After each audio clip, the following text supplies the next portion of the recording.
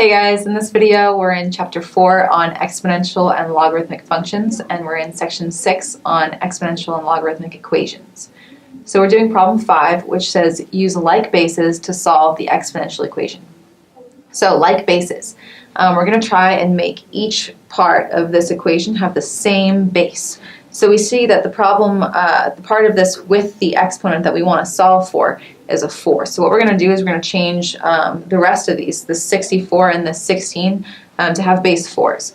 So if we divide 64 by 4, we get 16, which then if we divide by 4 again, we get another 4. So we know that 64 is the same as 4 cubed.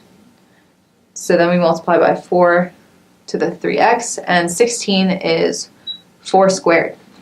So now we've got what we want to do next is we want to isolate this 4 to the 3x. So we'll have 4 to the 3x equals 4 squared divided by 4 cubed. And when we're dividing numbers with the exponents with the same number, we're going to do 4 to the 2 minus 3, which is the same as 4 to the negative first power.